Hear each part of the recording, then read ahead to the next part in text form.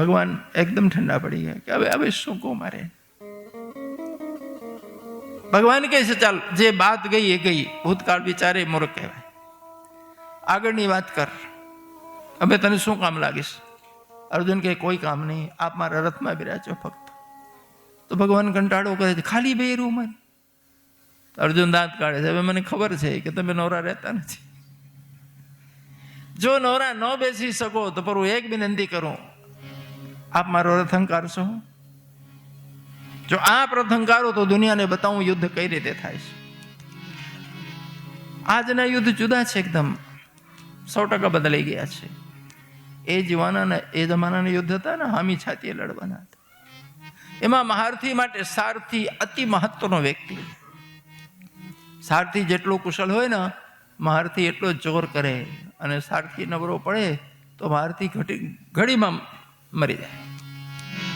ભગવાન જોશમાઈને કહે છે, અર્જુન આખા યુદ્ધમાં તારો સારથી ફક્ત હું, બીજો કોઈ નહીં. 2-4 દિવસ સારથી થયા હોય તોય વારા નેરા થઈ જાય. ભગવાન આખા યુદ્ધમાં સારથી પણ સ્વીકારું. ત્યાં તો અર્જુન એટલો ખુશ થયો, ઉછળવા માંડ્યો, ગોવિંદ હું જીતી ગયો, હું જીતી ગયો. ભગવાન કે છાનો રે, હું સારથી થયો એટલે તું જીતી ગયો. તને ખબર છે આખી સેનાને સવારથી સાંજ પડતા પડતા ભીષ્મ ખતમ કરે. 2 પક્ષીની સેના.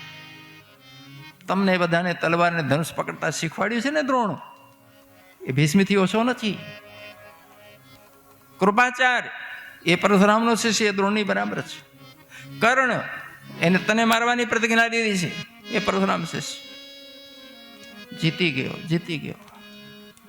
અર્જુન દાંત કાઢે છે, તમે મને બીવરાવો છો. પ્રભુ આ ઘોડાઓની રાસ નહીં, આજથી અર્જુનની જીવનની રાસ તમારા હાથમાં છે. જ્યાં લઈ જવું હોય લઈ જાઓ, મારી નાખશો તોય ચિંતા નથી, જીતવાડશો તોય ચિંતા નથી. હવે આપની દોરી આપના હાથ. ત્યાં ભગવાન ઢીલા ડપ થઈ ગયા કે બેઈમાન તે મને બરાબર ફસાયો છે. ખાલી રથની દોરી નહીં, ઘોડાની, અર્જુનના જીવનની દોરી. પ્રભુ તમે છો મારા જીવન રથના, પ્રભુ તમે છો મારા જીવન રથના સારથી. કૃષ્ણ તમે છો મારા જીવન રથના સારથી. કૃષ્ણ તમે છો મારા જીવન રથના સારથી. જ્ઞાન ગીતા ઉપદેશી મુજે, જ્ઞાન ગીતા ઉપદેશી મુજે બનાવજો પરમારથી. મારા જીવન રથના સારથી.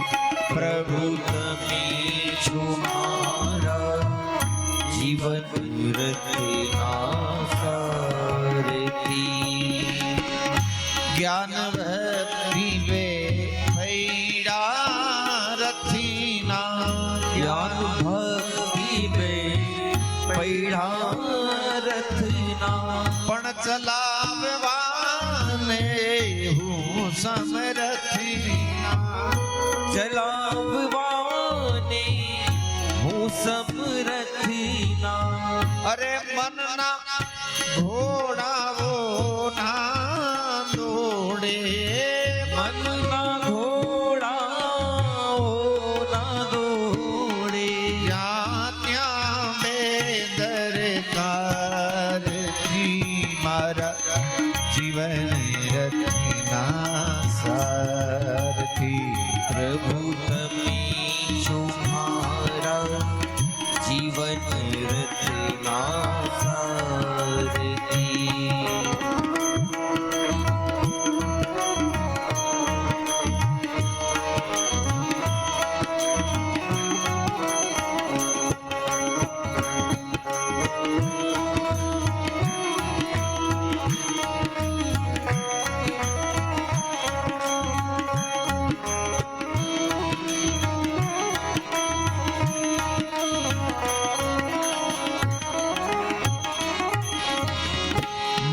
મારું તારું મનથી મૂકું, મારું તારું મનથી મૂકું, પણ ભક્તિ કેરો પંથ ન ચૂકું, ભક્તિ કેરો પંથ ન ચૂકું.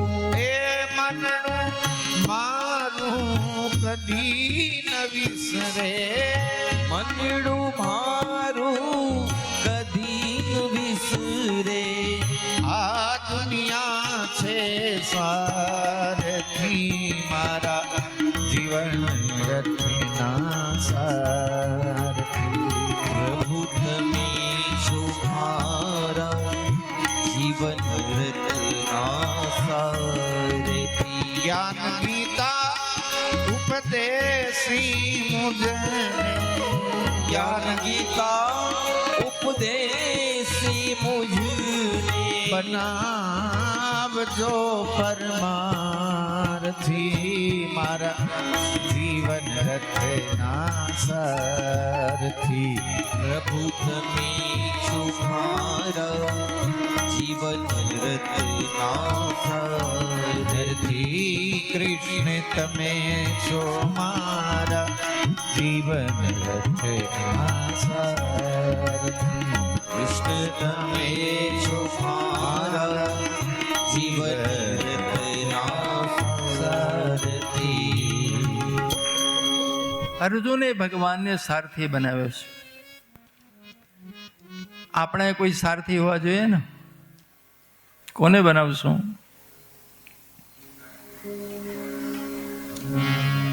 અહીંથી મુંબઈ સુધી ગાડી લઈને જવું હોય તો ડ્રાઈવર કેવો જોઈએ? જો ખરેખર ડ્રાઈવર એકદમ ડાયો હોય, તમે મજાની ઊંઘ ખેંચો બેઠા બેઠા.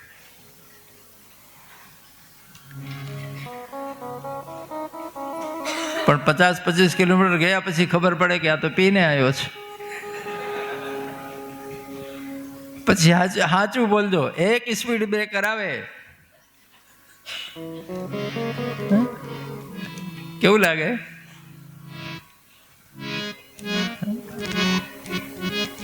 આપણે જો 10-5 કલાકની યાત્રામાં ડ્રાઈવર સારો જ જોઈએ તો આ ભવ ને પરભવની બહુ મોટી યાત્રા છે અમારી. બહુ સારા ડ્રાઈવરને ગોતવું પડે. અર્જુને ગોતી લીધું હતું. આપણે તો સીધા સુરક્ષિત રોડમાં ગાડી ચલાવવાનું છે. અર્જુનનું તો જોખમમાં હતું અને બરાબર મુકામે પહોંચાડ્યું. એ ભગવાન જ્યારે શિબિરમાં આવે છે અડધી રાત્રે તો જોવે છે ઘણા લોકો ઊંઘતા નથી, જમતા નથી, ચિંતામાં છે કે શું થયું. ખબર પડી ભીષ્મે પ્રતિજ્ઞા કરી છે આવી. ભગવાનને ચિંતા થઈ કે અર્જુન આજે ઊંઘે નહીં, આખા દિવસનો થાક્યો છે, રાત જાગરો કરે તો કાલે શું લડશે. હું પહેલા એને ધીરજ બંધાવું. ભગવાન દોડીને પોતે ખાધું પીધું નથી, અર્જુનના તંબુમાં જઈને જોવે છે તો ખરાટા બોલાવે છે. ભગવાનને થયું કે એને ખબર નથી એટલે હોઈ ગયો છે. મારે ખબર આપવી જોઈએ, અંધારામાં ન રખાય. ભગવાને ચાદર ખેંચી જગાડ્યું કે અર્જુન સૂઈ ગયો કે શું છે પ્રભુ? અડધી રાત થઈ છે. ભીષ્મે પ્રતિજ્ઞા કરી છે. અર્જુન તરત જ હા ખબર છે, 5માંથી 1ને મારવાની અને ભાનુમતી ભાભીને આશીર્વાદ દેવાના છે, એ ખબર છે. તો ભગવાન સામે જોઈ રહ્યા કઈ માટીનો છે તો એ તને ઊંઘ આવે છે. અર્જુન એક જ વાક્ય બોલે છે, ગોવિંદ મને ખબર છે, મારા માટે આપ જાગો છો. ત્યાં ભગવાન ઢીલા પડે. કેટલો ભરોસો લઈને બેઠો છે આ માણસ. હવે કટોકટીમાં આ માણસ ઘસઘસાટ હોઈ ગયો, ગોવિંદ મારી સાથે છે. ભગવાને ત્રેવર બદલ્યા. આમ તો ટેન્શનમાં આવ્યા હતા પણ જોશમાં નહીં, હુઈ જા, કાલની કાલે જોશું, હું કામ ટેન્શન કરું. અર્જુન ચાદર ખેંચીને પાછો હોઈ ગયો, લાંબો થઈ ગયો. ભગવાન તંબુ બહાર ઉભો દાંત કાઢે કે તે તો લાંબી કરી મારી હા ઉડાડી ને. હું તમને પૂછું છું કે સાંજે 10-11 વાગે જોયા જાણો ફોન આવે અને એમ કઈ કાલે જોઈ લઈશ અને મૂકી દે. સાચું બોલજો. કેવી ઊંઘ આવશે રાત્રે? નહીં આવે ને. ભીષ્મે પ્રતિજ્ઞા કરી હતી 5 માંથી 1 ને મારીશ. આનું નામ ભક્તિ છે, આનું નામ ભરોસો છે. ભગવાન આખી રાત સુતા નહીં, એ ભોજન ન કર્યું તે દિવસ. તરત જ્યાંથી ભાગીને એ ભાનુમતી આવી ગઈ હતી કુરુક્ષેત્ર નજીક, ત્યાં સામે પહોંચ્યા દુર્યોધનની પત્ની ભાનુમતી મહારાણી. ક્ષત્રિયોમાં સદાકાળથી રિવાજ હતું કે રાત્રે ભલે ધરતી કંપાવી જાય તો એ સ્ત્રીઓ ઘરથી બહાર ન નીકળે. મર્યાદા ક્ષત્રિયોમાં બહુ મર્યાદા. અરે અડધી રાતે રથ લઈને કુરુક્ષેત્ર ભગવાન સામે મળ્યા અને ભાનુમતીએ તરત લાજ કાઢી કે ઈ ક્યાં ભટકાણા? ભગવાન પૂછે છે કે અડધી રાત્રે ક્યાં? તો કે દાદાને પગે લાગવા. કે દાદા કાલે ન મળે તમને, ભાગી જવાના, રાત્રે પધારો છો, તેમાં શું ખોટું છે? ભગવાન કહે છે હજારો મસ્તક ને હજારો હાથ પગ પડ્યા છે, રણભૂમિ છે. તમારા પતિ માટે જે લોકોએ માથા કપાયા છે, રથ નીચે ચગદી પગના ઠેવા મારીને જાઓ છો, આશીર્વાદ લેવો, વાહ પધારો. બસ એટલું કહીને ભગવાન પાછું મોડું ફેરવી લીધું. ભાનુમતીને ધ્રાસકો લાગ્યો કે જે ક્ષત્રિય કુમારો લડે છે મારા પતિ માટે, લોહી ભાવે છે, એમનો પર્સનલ કોઈ બેર નથી પાંડવો સાથે, એ મારા માટે, મારા ધણી માટે. એ વીરોને બંધન ના કરવું તો ઠેવે ચડાવું, રથ નીચે ચગદી જાઓ.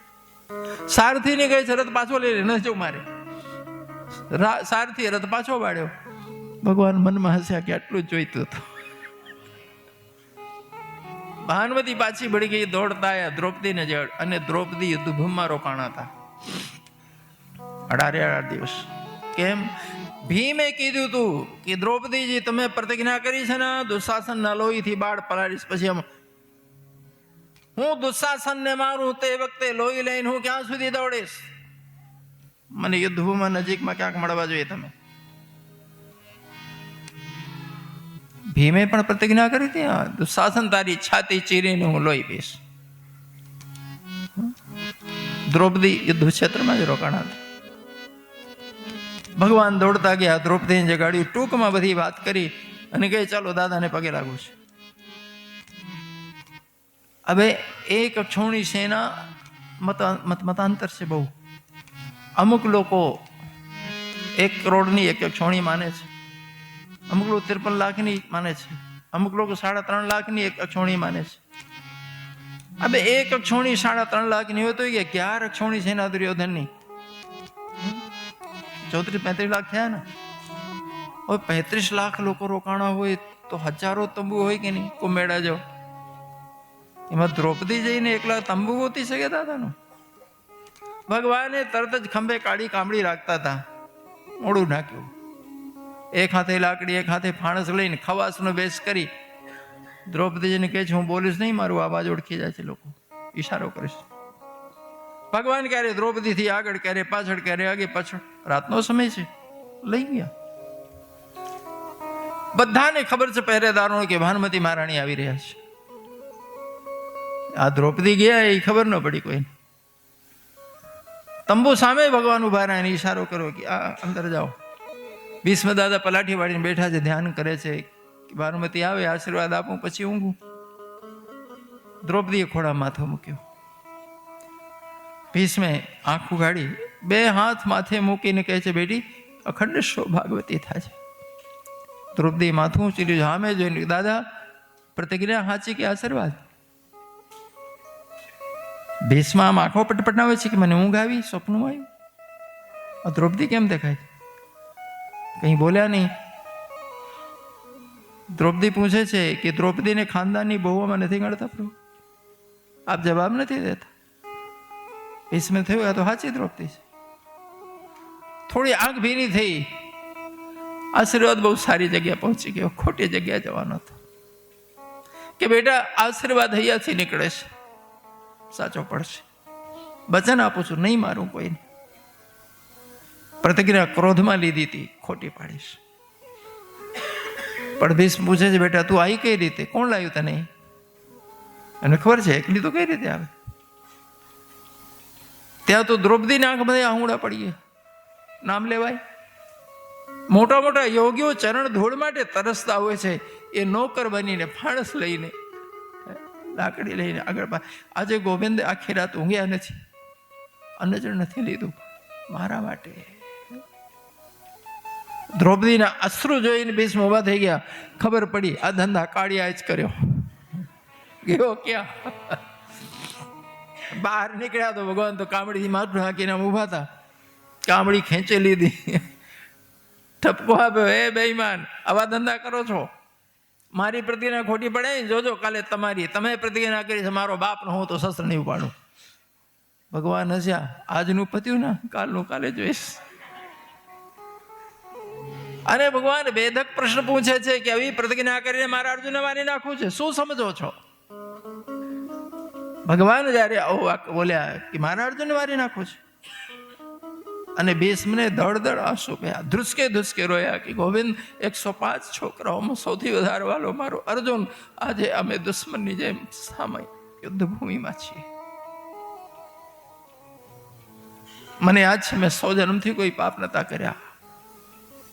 ભીષ્મ વસુઓમાંથી 8મો વસુ છે, દેવ છે. મનુષ્ય અવતાર શ્રાપને લીધે થયો છે. 2 દેવતાઓ શ્રાપથી મનુષ્ય અવતારે આવ્યા છે, ભીષ્મ અને વિદુર. વિદુર યમરાજ છે. આખો જન્મ મારો આ પાપીઓની સેવામાં લાગી ગઈ. મને ખબર છે કે પાપીને જે નરક મળે એની સુરક્ષા કરનારને એ જ નરક મળે છે, પણ હું મારી પ્રતિજ્ઞા નથી છોડી શકતો, હું જૂઠ નથી બોલી શકતો. રડ્યા છે. આમ ફૌલાદી વ્યક્તિ, એના જો કઠોર કોઈ માણસ નથી દુનિયામાં. આજે એટલા ઢીલા પડ્યા, રોઈ ગયા ભગવાનની સામે. હવે છેલ્લી ઘડીનો ભરોસો નથી ગોવિંદ, મારું મરણ બગડશે. આજથી મારા હૈયામાં આવી જાઓ. કૃષ્ણ સ્વદીય પદ પંકજ પંજરાંતે અદ્વૈ મે વિશુદ્ધ માનસ રાજહંસ પ્રાણ પ્રયાણ સમયે કફવાદ પિત્તે કંઠાવરોધ નિવિદોષમ. જ્યારે પ્રાણ નીકળે ત્યારે કફવાદ પિત્તનો પ્રકોપ થાય, કંઠ અવરુદ્ધ થાય, મોઢામાંથી આવાજ ન નીકળે. આપનું નામ નહીં લઈ શકું, મારું મરણ બગડશે. ભગવાન સમજી ગયા કે વેદના અંતરમાં બહુ ભારે છે. ભગવાન ભીષ્મને હૈયે લગાડીને કહે છે, દાદા શું કામ ચિંતા કરો છો? હું નહીં ઓળખું તો કોણ ઓળખશે તમને? છેલ્લી ઘડી હું તેડવા આવીશ આપને. અડધી રાત્રે વચન આપ્યું હતું. નીકળી તો ગયા હતા, પણ ભોઈમાના આંસુ જોઈને ભીષ્મ દાદા યાદ આવી ગયા, પાછા પડી ગયા. પાંડવોને લઈને ભગવાન કુરુક્ષેત્રમાં આવ્યા. હવે ભીષ્મના શરીરમાં એક ટીપું લોહી નથી. 2.5 મહિનાથી અન્ન જળ વગર ભાણો ઉપર અધ્ધર લટકે છે શરીર. એક કાંટો વાગેલો હોય ને તો રાત ઊંઘ નથી આવતી માણસ. હાડકા ચીરી ચીરીને બાણ આર પાર થયા હતા, અને એમાં લટકે છે. તો જીવે છે કઈ રીતે? એના પિતાએ વરદાન આપ્યું હતું કે બેટા તે જીવનનો એટલો ત્યાગ કરે મારા માટે. મૃત્યુ તારી ઈચ્છા વગર તને મારી નહીં શકે. ઈચ્છા મૃત્યુનું વરદાન છે. ભીષ્મને યાદ છે કે મને દ્વારિકાધીશે વચન આપ્યું છે, હું આવીશ. જ્યારે આવશે એના દર્શન કરીને દેહ છોડીશ. એટલે પડ્યા છે. યુદ્ધ ચાલતું હતું ત્યારે દક્ષિણાયન હતું. ઉત્તરાયણ આવે તો દેહ છોડું. 2.5 મહિના સુધી સરસૈયામાં રહ્યા છે. ભગવાન યુધિષ્ઠિરને કહે છે કે રાજન, આ તો પ્રખર વિદ્વાન વ્યક્તિ છે, કંઈ જાણવું હોય તો એમની પાસે જાણી લેવો. ઘણા પ્રશ્નો કર્યા યુધિષ્ઠિર, અને આવી દશામાં પણ ભીષ્મે ઉપદેશ કર્યો. શરીરમાં બળતો નથી, આજે બોલે છે આત્માના બળથી બોલો. શરીર તો હાડપિંજર રહ્યું છે, શું કહીને. એ વખતે દ્રૌપદી ટકોર કર્યો કે દાદા આટલા બધા જ્ઞાની છો, પણ મારું ચેરહરણ થયું તારે એકે શબ્દ નતા બોલ્યા. ભીષ્મ કહે છે, બેટા મેં પાપીનો અન્ન ખાધું તો મારી બુદ્ધિ ભ્રષ્ટ થઈ હતી, મેં નિર્ણય ના લીધો. 100 જન્મથી પાપ નતા કર્યા, આ જન્મનો પાપ ભોગું છું દીકરી. હવે મને યાદ ન અપાવો, માફ કરજે. માફી માંગે છે. આજે ભોગું છું ને બેટા, આ જન્મમાં થયું છે જ ભોગું છું. પણ એ કહે છે દુર્યોધનનું મેં અન્ન ખાધું, મારી બુદ્ધિ ભ્રષ્ટ થઈ. જો ભીષ્મ જેવાની બુદ્ધિ ભ્રષ્ટ થતી હોય તો આપણા આપણા બધાનું શું થાય? એટલે જ વિદુર મહારાજ દુર્યોધનનું કંઈ વાપરતા નતા.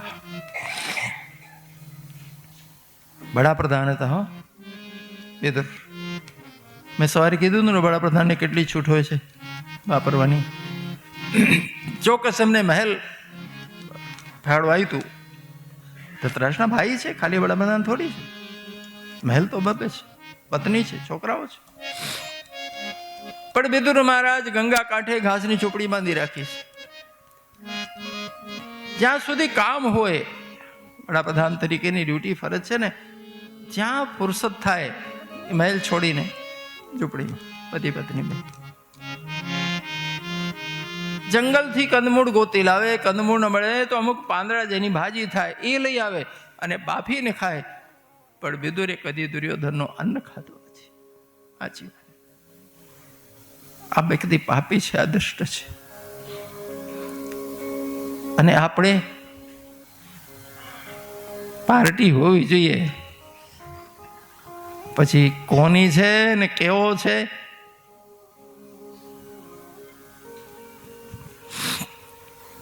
હારી હારી આઈટમ ભારે ને તો માણસ બકરાની જેમ તૂટી પડે. હાથ બારમાં સૌથી મોટો વાર કયો? જમણવાર. તમે દરેક પ્રાણી ખવડાવો ધરાઈ જાય, બકરો ન ધરાય. કેમ? આગળથી ખાતો જાય ને અહીંથી લીણી ટપકાવતો જાય. ગમે તે રોડમાં નીકળજો તમે, જો બકરા નીકળી ગયા હોય ને તો આખા રોડમાં લીણી જોવા મળશે તમે. એક રાજાની પાસે એક બકરો હતો. રાજા સત્સંગી, ઘણા બધા સત્સંગીઓ આવે એમની પાસે. એક દિવસ રાજાને થયું કે બધા સત્સંગ કરે છે પણ કંઈ સમજણ પડે છે કે નહીં, લઈને તપાસ કરું. તો રાજા કહે છે કે મારી પાસે બકરો છે, એને પેટભર ચારીને જે લાવે એને 1 ગામ ઇનામમાં આપું, 1 ગામનું ગ્રાસ. બધા હું ઉતાવળા થઈ ગયા કે મને મોકો મળે તો સારું, મને કે હું ચરાવું. રાજા કહે ચિંતા ન કરો, બધાને મોકો આપીશ. અને જેટલા જણે પેટભર ખવડાવીને લાવશે બધાને 1 ગામ આપીશ, તમે ચિંતા ન કરો, બધાનું બાર. પહેલા દિવસે એક માણસને આપી દીધું કે લઈ જાઓ બકરાને. સાંજે આવશે તો હું તપાસ કરીશ કે ભૂખ્યો છે કે ખાધો છે. આખા દિવસ ખૂબ હારું ખવડાવ્યું. સાંજે લાવીને ઊભું કર્યું તો રાજાએ એક થોડુંક ટોપલીમાં દાણા લઈને મૂક્યા ને બકરા ચાલુ થઈ ગયા. અલ્યા ક્યાં પેટ ભર ખવડે, આ જો ખાય છે. પેલા એ માથું ઠોકી લીધું કે આ શું થયું ભાઈ. બીજા દિવસ બીજો, ત્રીજો, બધા વારાફરતી બકરાને લઈ ગયા. પણ લાઈને આમ ઊભા રાખે અને રાજા જ્યાં કંઈ ખાવાનું મૂકે ત્યાં બકરા તરત જ મોઢું મારે. એક મહાત્મા આવતા હતા સત્સંગમાં ક્યારેક. એને ખબર પડી કે બધા ભક્તો ફેલ થયા. રાજાને કહે છે મહારાજ મારે ગામ તો નથી જોઈતું પણ એક મોકો આપો, મારે ગામ લઈને શું કરવું છે, મારે ચારવા જવું છે, કે લઈ જાઓ. મહારાજ બકરાને ગળામાં દોરી બાંધીને દોરીને લઈ ગયા અને બરાબર બાવરી અને તાજી હોટી બનાવી કાપીને બકરાને ઘાસ પાસે પાંદડા પાસે લઈ જઈને ઊભું રાખે. બકરું જ્યાં મોડું ખોલે એક હોટી મોઢામાં મારે. 5-7 હોટીઓ પડીને બકરાને ખબર પડી કે મોઢું ખોલાય નહીં. આખો દિવસ ફેરવી હું, પણ જ્યાં ઊભા રાખે પાંદડા પાસે ઘાસ પાસે બકરું મોઢું આમ ફેરી લે. ઓલી સોટી યાદ છે ને. સાંજે લાવીને રાજા પાસે ઊભા રાખ્યા કે મહારાજ ખવડાવી જાઓ. રાજાએ ટોપલીમાં દાણા લઈને મૂક્યા, બકરાએ મોઢું ફેર્યું. રાજાને નવાઈ લાગી, કેવું ચમત્કાર કર્યો તમે કોઈ મંત્ર જાણો છો? બકરો કોઈ દી ધરાય નહીં. શું ખવડાવી તો કહો. મહાત્મા ખડગડાને છે કે મોટી ખવડાવી હાથમાં છે ને. માણસનું મન પણ બિલકુલ સેમ બકરા જેવો છે.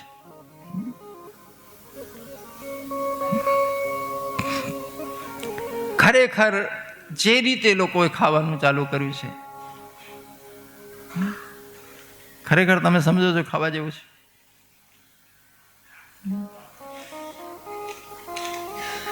મારે કોઈ નામ નથી લેવું આઈટમોનું.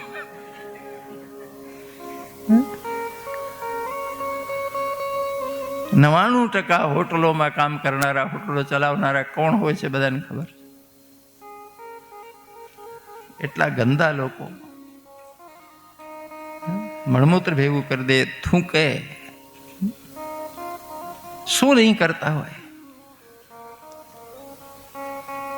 ખબર પડ્યા છતાં પણ લોકો બકરો એટલે બકરો. આપણને દયા આવે છે ભારતીય સમાજ ઉપર કે વિવેક સાવ ખલાસ થઈ ગયો છે.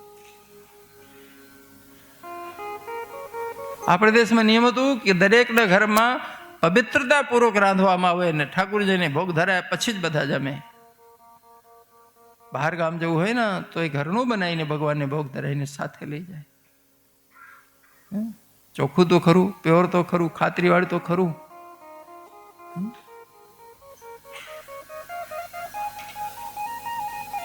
અજીનો મોટો નામનો કેમિકલ ચાઇના એ બનાવે છે. ઘણાને ખબર છે, ઘણાને ખબર જ નથી. અજીનો મોટો એક એવો કેમિકલ છે કે ગમે તે વસ્તુમાં મિક્સ કરે છે લોકો. અત્યારે મોઢામાં નાખતા જ્યાં એ જે જ્ઞાનતંતુ છે ને જીભના, એને અડતાની સાથે જ્ઞાનતંતુ ઉશ્કેરાય છે. ભલે પોદરા ખાધા હો તમે, ટેસ્ટી છે હો, એમ જ બોલશો. મસ્ત છે હો. ભલે 4 દિવસનો બાસી હોય, ઓવનમાં મૂકી ગરમ કરી દીધો હોય, ટેસ્ટી જ લાગે. હજીનો મોટો નાખેલો છે. કેવડી મોટી છેતરપિંડી કહેવાય. નહીં પવિત્રતા, નહીં ક્વોલિટી, ખાલી લુલીબાઈનો ચટાકો. ડોંગરીજ મહારાજ જીભને લુલીબાઈ કહેતા હતા. એ કે હાડકું નથી એટલે લુલી, પણ હાડકા ભંગાવે છે એ જો બધાને. ચિદમ સર્વમ જીતે રસે. આ એક જીતાય ને તો બધી ઇન્દ્રિયો જીતાય છે. આહાર શુદ્ધો, સત શુદ્ધિ, સત શુદ્ધો, આધુરા સ્મૃતિ. અને આ ન જીતાય તો એ કઈ જીતાતી નથી. બહુ જોરદાર છે. આખો શરીર ઘરડો થાય, પણ આ મારી બેટી કદી ઘરડી થઈ હોય કોઈને તો મને કહેજો. મેં ઘણા ડાક્ટરો જોયા, હાડકાના, દાંતના, આંખના, નાક કાનના, ચામડીના,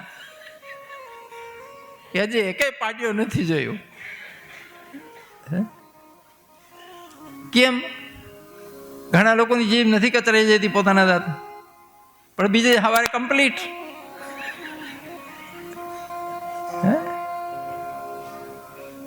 સૌથી જલ્દી ઝડપથી જો રૂજ આવતી હોય આખા શરીરમાં, તેનું નામ છે લુલીબાઈ. પણ એ જયારે કોકને મારે ને તો આખી જિંદગી ઘાવ રૂજાતો જ નથી. રૂજાય છે. બધા થાકી જાય, હાથ થાકી જાય, પગ થાકી જાય, આંખ થાકી જાય, દાંત પડી જાય. લુલીબાઈ, હા, પચતું ન હોય તોય કઈ મને ન દીધું. તમારી વાત નથી કરતો. એક વાર સૌરાષ્ટ્રમાં ગામડામાં કથા કરવા ગયો હતો, તો જે ઘરમાં મારો ઉતારો પરિવાર સંસ્કારી વડીલ હતા, 82 વર્ષના, મોડામાં દાંત હતા નહીં, પડી ગયા હતા અને માડી ગુજરી ગયા હતા.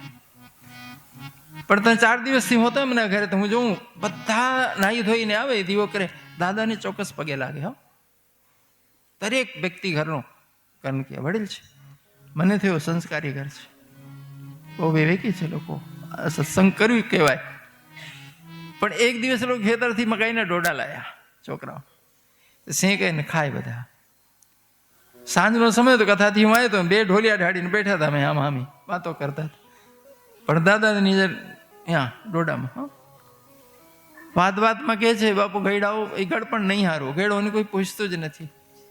મેં કીધું બાપા દુનિયાની જવા દો, તમને તો મજા છે. તમારો તો ખૂબ માન જાળવે છે લોકો કે બાપુ રહેવા દે બધું. મેં કહું શું વાંધો છે? મને કહો તો કે બધા ડોડા ખાય છે. મને પૂછ્યું અને મને હસવું આવ્યું. ઓહો આ ફરિયાદ. મેં કીધું દાદા તમારી એકે દાંત નહીં, તમે ડોડા કરી દો. તો કે કુટી ન હાલે, મને છોડો.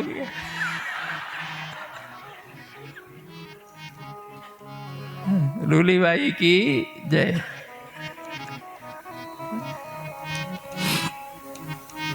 ભીષ્મે ફરિયાદ કરી, મેં દુર્યોધનનું પાપીનું ખાધું તું મારી બુદ્ધિ ભ્રષ્ટ. આહાર વિહાર શુદ્ધ હોવું જોઈએ, પવિત્ર હોવું જોઈએ. જે ભારતે બિલકુલ મૂકી દીધું છે. અત્યારે તો નવા જમાનાની અમારી દીકરીઓને રાંધતા જ નથી આવડતું. યુરોપ જેવી દશા થશે. રેડીમેડ લઈને ફ્રીજમાં ઠૂસી રાખશે ને ગરમ ગરમ એને ખાશે. આ દશા આવવાની હો. આ ભયંકર દશા કહેવાય. ને આપણા દેશમાં બધું જ તાજું. નાસ્તો તાજો બનાવે, જમણ તાજું બનાવે, વાળું તાજું બને. ઘરની મા રાંધે, બહેન રાંધે, દીકરી રાંધે, પોતાના માટે રાંધે, લાગણીવાળા પાત્રો રાંધે છે. આપણે કોઈ અહીંયા આપણી કઈ માસી રાંધવા ગઈ છે? એને તમારી પડી છે?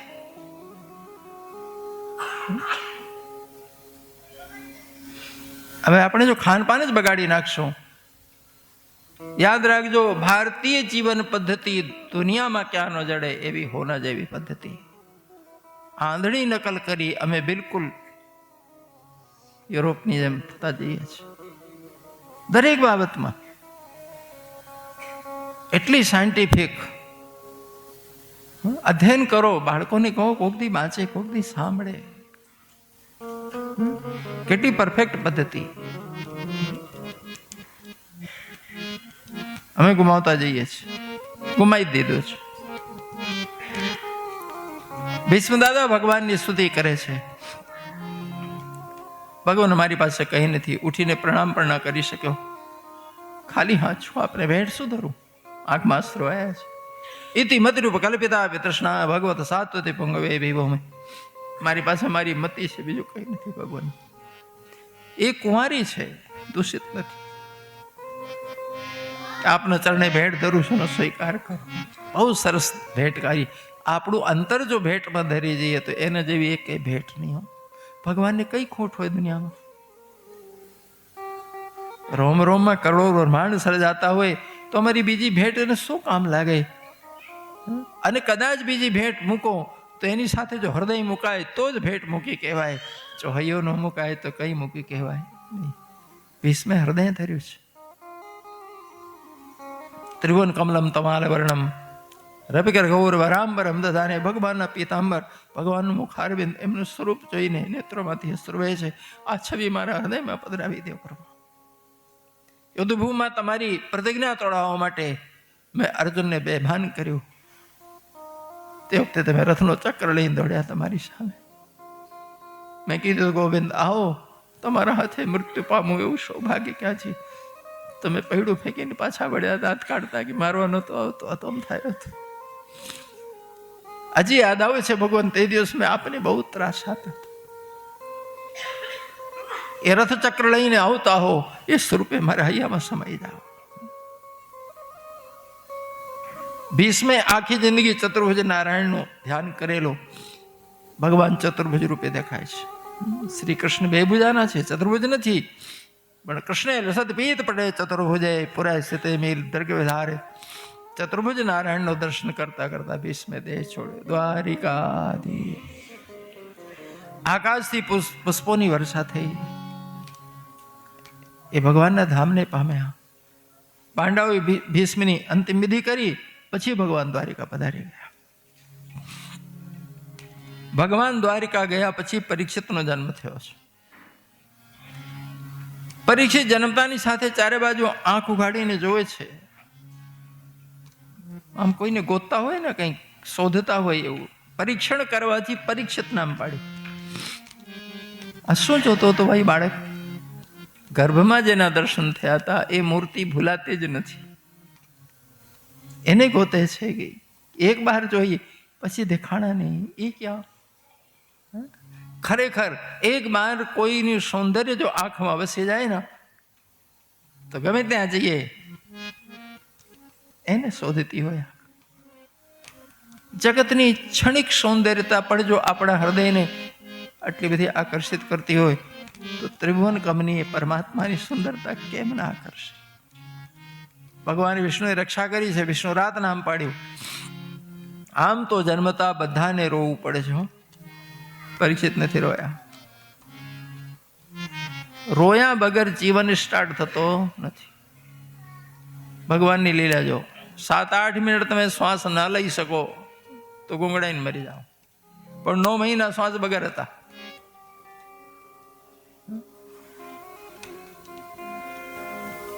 આવા કયું વિજ્ઞાન? પણ ધરતીમાં આવતાની સાથે શ્વાસ ચાલુ થવું જ જોઈએ. નહીં ચાલુ થાય તો બાળક મરી જાય. માતાના ગર્ભમાં બાળકના ફેફડા બંધ હોય છે, ચાલુ નથી હોતા. તો જન્મ પછી ચાલુ થાય ને ઓક્સિજન પૂરું પાડે અને લોહી સ્પીડથી દોડવા માંડે. તો જો ફેફડા બંધ હોય તો લોહી કઈ રીતે દોડે? ઓક્સિજન ન મળે. ઓક્સિજન મળે છે માની નાલ છે ને જોડાયેલી નાભી, એનાથી મળે છે. જોઈતી એટલી મરી જાય.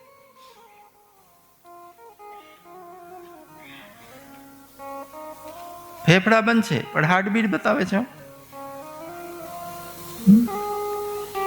આ તો અનંતપુરમાં કથા કરી હતી ડૉક્ટર વિષ્ણુભાઈ, પોતે ગાયનેક. સાંજે પછી મને મળવા આવ્યા કે બાપુ મને એમ હતું કે આ તો અમારું વિષય છે, આ ભાગવતમાં આવે છે. આ 3જા સ્કંદમાં છે, ઘરમાં બાળકની વૃદ્ધિ કઈ રીતે થાય. તો કે આ મારું આ ગાયનેકનો વિષય. હા સચોટ તમે કીધું, બધું જ સાચું છે. પછી બીજા દિવસે મને કહે છે આવો આજે એક સોનોગ્રાફી કરવાની છે. 4 મહિના 4 મહિના 4.5 મહિનાનું બાળક હશે, તમને દેખાડું. કે મારાથી જવાય? કે તમે ચિંતા ન કરો, અમારું ડ્રેસ પહેરાવી દેશું તમને.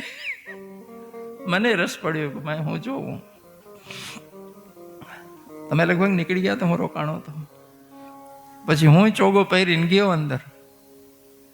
મને સોનોગ્રાફી કરીને બતાવ્યું બાળક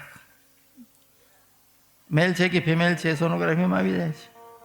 મને હાર્ટબીટ બતાવી કે બાપુ જો ફેફડા બંધ છે, આ રહ્યા ફેફડા.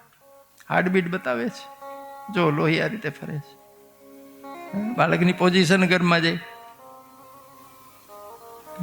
એમને પહેલી વાર જ ભાગવત સાંભળી હતી. તો અમને તો એમ હતું કે આ તો ખાલી મુક્તિની ધર્મની જ વાતો હશે, એમાં તો આ બધી વાતો જ. મેં કહા હા, જ્ઞાન એટલે જ્ઞાન. જીવનમાં જે જે આવતું હોય બધું જ્ઞાન જ કહેવાય ને.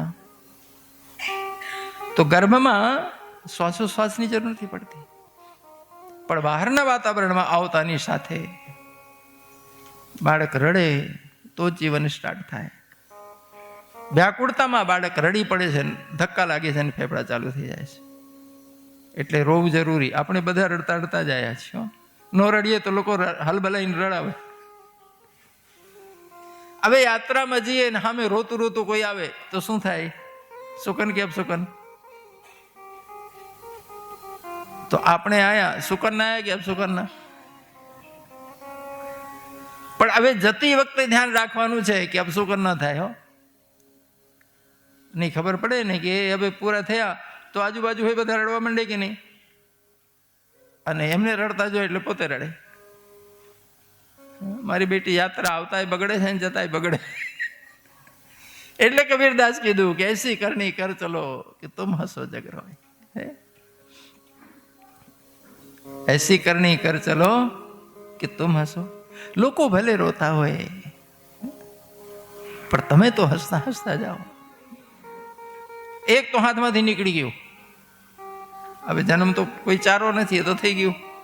પણ એક બાકી છે ને, એમાં જો અમે સાવધ રહીએ કે મૃત્યુનો ક્ષણનો પૂરેપૂરો અનુભવ લઈએ, બિલકુલ બેલેન્સ હોય માઇન્ડ, અને જેમ હરિદ્વારની યાત્રામાં નીકળ્યા હોય એમ નીકળીએ. સાચું બોલો, ટૂરમાં નીકળ્યા હો તો મૂડમાં હો કે મૂડલેસ હો? આ તો રેન બસેરા છે, આ તો ધર્મશાળા છે, જ્યાં એને રોકાણા છીએ. સત્સંગ પચ્યું ક્યારે કહેવાય કે જ્યારે છેલ્લી ઘડી મૂડલેસ ન હોઈએ, મૂડમાં હોઈએ. ભીષ્મ પિતામહનો જો પ્રસ્થાન કેવો થયો. દુનિયા મરે છે પણ ભગવાનનો ભક્ત અને આત્મજ્ઞાની પુરુષ મરતા નથી.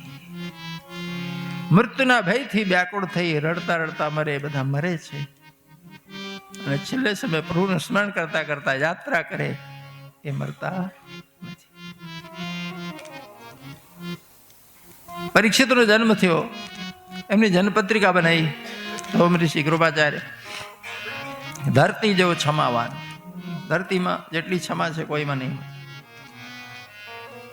મહારાજ બલી જેવો દાની ઉદાર, મહારાજ શિબી જેવો શરણાગત રક્ષક, મહારાજા રંતીદેવ જેવો દાની હશે, બલિરાજા જેવો દાની હશે, ભગવાન રામ જેવો ધર્મ ધુરંધર હશે, ચારે ચરણથી ધર્મની સ્થાપના કરશે, આખી દુનિયાનો સમ્રાટ થશે, ચક્રવર્તી, આખી પૃથ્વી રતાવામાં છે. બધા ગ્રહો બહુ સુંદર છે. એક જ બગડેલું છે, મૃત્યુ સ્થાન મારે આવવું છે. સર્પદંશથી મૃત્યુ છે. દ્વિજ પુત્રોપસર્પિતા, કોઈ બ્રાહ્મણનો શ્રાપ થશે એને સર્પદંશ થશે. પણ મૃત્યુ સ્થાનમાં ગુરુની દૃષ્ટિ છે.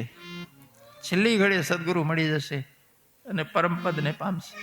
મોટા ભાગે અકસ્માત થયેલા મૃત્યુમાં લોકો પ્રેત લોકમાં જતા રહે છે, પ્રેતાત્મા થઈ જાય છે મોટા ભાગે. પણ અમુક ભાગશાળી એવા હોય છે કે અકસ્માતે મરે તોય પરમપદને પામે, પરમાત્માને પામે. કરેલું વ્યર્થ જતું નથી. નહીં, એક્સિડન્ટલ મૃત્યુ જેટલા છે ને, મોસ્ટલી 90 થી 95% પ્રેતીઓની જતા રહે છે. અચાનક મૃત્યુનો ભય આઈને ઉભો રહે ને, અનબેલેન્સ થઈ જાય છે વ્યક્તિ. જ્યાં સુધી બેલેન્સ ના આવે ત્યાં સુધી બીજો જન્મ રહી શકતો નથી. તો પ્રેતાત્મા પ્રેતના રૂપમાં લગભગ 1000 વર્ષ સુધી ટકી જાય છે. એટલે જ આપણા ભારતમાં ઋષિઓએ પિતૃકર્મ કરવાની આજ્ઞા કરી છે. પિંડદાન કરજો, તર્પણ કરજો, શ્રાદ્ધ કરજો, અને તીર્થમાં જાઓ તો ચોક્કસ પોતાના પિતૃઓને તર્પણ આપજો. કેમ? આજે દેહ છે ને એમનો વારસાનો છે. દરેક વડીલ પોતાના છોકરાઓ માટે આખી જુવાની ખપાવે છે. છોકરાઓને ડાયા કરતા, પગભર કરતા 20-25 વર્ષ લાગે ને. 25 વર્ષ તો બાળક જન્મ્યા હોય, આખી જુવાની જતી રહી કે નહીં. એટલે માવતરનું ઋણ બહુ મોટું હોય છે. પિતૃ ઋણ, ઋષિ ઋણ અને દેવ ઋણ, આ 3 ઋણ માથે હોય છે. એટલે પિતૃ તર્પણ, ઋષિ તર્પણ અને દેવ તર્પણ વ્યક્તિએ કરવું જોઈએ. આ આજ્ઞા કરી છે. જ્યારે જ્યારે આપણે પિતૃ માટે કંઈ કરીએ, ખૂબ લાગણીથી, ખૂબ ભાવથી કરીએ. અમે કોઈ ઉપકાર નથી કરતા એ લોકો ઉપર, અમે તો ખાલી કર્જ ચૂકવીએ છીએ. જો અમે તો દુનિયામાં તમે કોઈની પાસે કર્જ લાવો તો ખાલી ધન લાવો, એની સાથે લાગણી ન હોય. અરે આપણા માવતર ધન તો આખું આપ્યું, આખી જવાનીના મહત્વના એમના દિવસો તમારા ઉપર લાગણી ઠાલવામાં આખી કાઢી નાખી. ખાલી પૈસાનું ઋણ મોટું ઋણ નથી, પણ લાગણીનું ઋણ. હવે આજની પેઢી જે રીતે મોડર્ન થતી જાય છે ને, એને ખબર નથી, અને એનો દોષ આપણો છે. આપણે એને શિક્ષણ માત્ર કેમ કમાય, કેમ કમાય, કેમ આટલું જ મગજમાં ભરી અને શિક્ષિત કરીએ છીએ, તો ધન પશુ તૈયાર થાય છે, મનુષ્ય તૈયાર નથી થતો. ધન પશુઓને લાગણી નથી હોતી, યાદ રાખજો. પશુઓને લાગણી હોય પણ ધન પશુને લાગણી ના હોય. માનું છું જગત માટે, સફળતા માટે ભૌતિક વિભાગની બુદ્ધિ બહુ અગત્યની છે, પણ સંબંધોને, જીવનનો જે ખરેખર માંડવું હોય તો લાગણી વગર શક્ય નથી. ગમે એટલું કમાઓ, લાગણી વગર ભોગવી નહીં શકો. લાગણી વગર કોઈ સંબંધ નહીં ટકે. લાગણી વગર કોઈ તમારું નહીં હોય દુનિયામાં. તમે કોઈ નહીં હો. અત્યારે જે શિક્ષણ છે માત્ર બુદ્ધિની વૃદ્ધિ કરવા, ધનની વૃદ્ધિ કરવા. લાગણીને સાવ ભૂલી જાય છે લોકો. એક પાંખ હોય પંખીડાને, બીજું કાપી નાખો, ઉડી શકે? અત્યારે આ મોડર્નાઇઝ નામે એક પાંખ કપાય છે. પછી માનવતાના ભાષણ કરો, વ્યર્થની બકવાસ. ભાષણ કરવાથી માનવતા નથી આવતી. જીવનમાં લાગણીપૂર્વક વ્યવહાર કરવાથી, લાગણીપૂર્વક જીવન જીવવાથી, નાનપણથી એને ખ્યાલ આવે એ રીતે જીવો, આપોઆપ એનામાં લાગણી જાગી જાય છે. જે વસ્તુને જેટલું વધારે આપણે યુઝ કરીએ એની એટલી તાકાત વધે. તમે હાથ બહુ ઉપયોગમાં લ્યો તો હાથની તાકાત વધે. હાથને 2 મહિના બાંધી રાખો તો એક પવાલું ન ઉપડે, એટલો કમજોર થઈ જાય. ખાલી બુદ્ધિ જ વાપરવી છે, લાગણી નથી વાપરવી.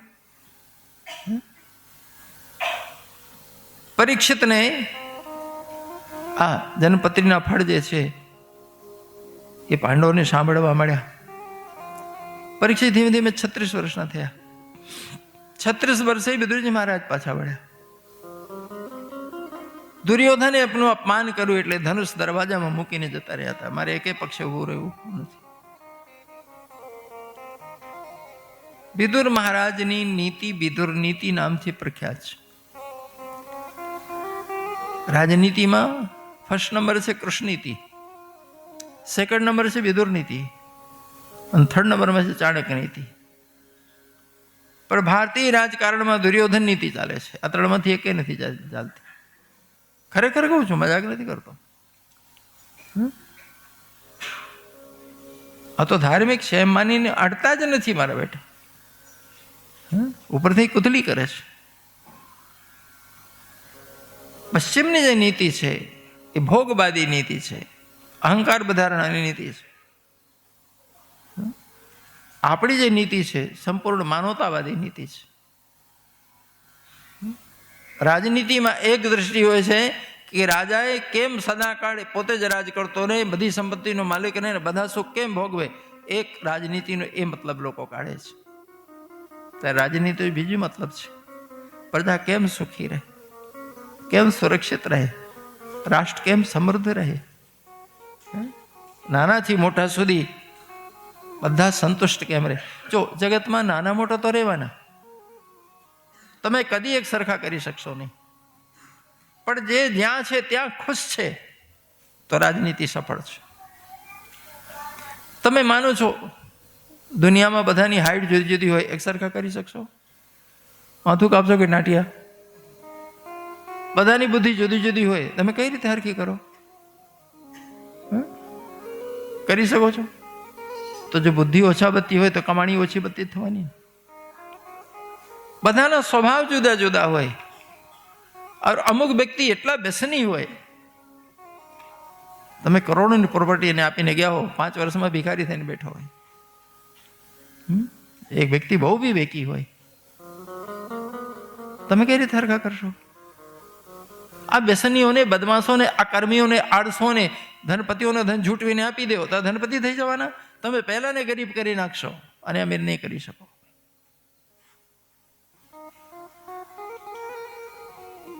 બધાને શેઠિયા બનાવી દો, શક્ય છે? બધાને મજૂર બની જાઓ તો એન્જિનિયર, ડોક્ટર, પ્રોફેસર ક્યાંથી લાવશો? બધાને મજૂરી કરાય નહીં. બધાની જરૂર છે. જેટલી જરૂર એક એન્જિનિયર અને ડોક્ટરની છે એટલી જરૂર એક લેબરની છે. પણ જે વ્યક્તિ જ્યાં છે ત્યાં એ આનંદિત રહે, એને જીવનમાં કોઈ જીવન જરૂરિયાતની ખોટ ન હોય, એટલું પૂરું પડે એને સફળ રાજનીતિ કહેવાય. તે ભારતીય રાજનીતિ જે છે વ્યક્તિનો ભૌતિક અને આધ્યાત્મિક વિકાસ બંને સાથે જોડાયેલી છે. ભૌતિક ગમે એટલા ઢગલા કરી દેવો, પણ વ્યક્તિમાં ધાર્મિક વિચારધારા નથી, માનવતા નથી, વ્યક્તિ કદી સંતુષ્ટ નહીં થાય. વ્યક્તિ બેવિચારી થશે, વ્યસની થશે, ચોર થશે, ગુંડો થશે. ધ્યાન રાખજો. આ ભારતીય રાજનીતિની હું વાસ્તવિકતા કહું છું. ભારતીય રાજનીતિમાં રાજાના ભાગમાં ખાલી સુરક્ષા અને વિકાસ જ હોય છે, બાકી ચિંતા નથી હોતી. લોકો સ્વયં શિસ્તમાં, સ્વયં શિસ્ત, શાસનનો કાનૂનનો શિસ્ત નહીં, સ્વયં શિસ્ત. જો સ્વયં શિસ્ત પ્રજામાં ઉભો ન કરી શકે તો રાજા ફેલ, નપાસ. અને સ્વયં શિસ્ત ધર્મ વગર કદી આવે નહીં. ડિસિપ્લિન વગર દુનિયામાં સમજો છો કોઈનું કલ્યાણ થાય? કોઈ પણ સંસ્થામાં ફર્સ્ટ ડિસિપ્લિન હોય છે. તમે એક વ્યક્તિ પાછળ પુરુષ લગાડશો ત્યારે ડિસિપ્લિન આવશે નહીં, શક્ય જ નથી. સ્વયં શિસ્ત હોય વ્યક્તિમાં, પોલીસની જરૂર જ નથી. અને એ ધર્મ વગર સંભવ નથી. આંધળા થઈને પશ્ચિમની નકલ કરવામાં પડ્યા છે બધા. બહુ વિચિત્ર દશા છે. હું માનું છું એક વ્યક્તિનું કર્તવ્ય છે કે બને એટલા દીવા પ્રગટાવો. દરેક વ્યક્તિ ક્યાંક, હું કહું છું 5 મિનિટ રાષ્ટ્ર માટે ફાળો, 5 મિનિટ સમાજ માટે ફાળો. એક વ્યક્તિને પણ થોડું જો ટેકલ કરશે તો ઘણું કામ થશે. નહીં તો ભાઈ આભમાં થીગડા કેટલા મારી શકો. પણ નિરાશ ન થવું. જો નિરાશ થયા હો તમે ક્યારના પ્રવચન બંધ કરી દીધા હોત. ઘણા લોકો કહે છે હું ફેર પડે છે લોકો. મેં કીધું અમારું કામ છે બિયારણ નાખવું. 100 દાણામાંથી એક ઉગશે ને તોય એનો વંશ ચલાવશે ક્યારેક ને ક્યારેક. પણ જો બીજ જ નિર્વંશ થઈ જશે તો પછી ભવિષ્યમાં કઈ નહીં બચે. 1000 માણસ સાંભળશે, એક પણ વ્યક્તિ જો સ્વીકારી લેશે એનો વારસો કોકને તો આપશે. અમે નિરાશ નથી થતા. નહીં તો બાપ 600 કલાકની મહેનત કોના માટે કરીએ છીએ? માનવતા અતિ જરૂરી છે. માનવતા માત્ર ભાષણોથી નથી આવતી. વ્યક્તિની લાગણી જાગે, વ્યક્તિમાં ધર્મ ભાવના જાગે, આપોઆપ સ્વયં શિસ્ત આવે અને માનવતા આપોઆપ પ્રગટ થાય છે.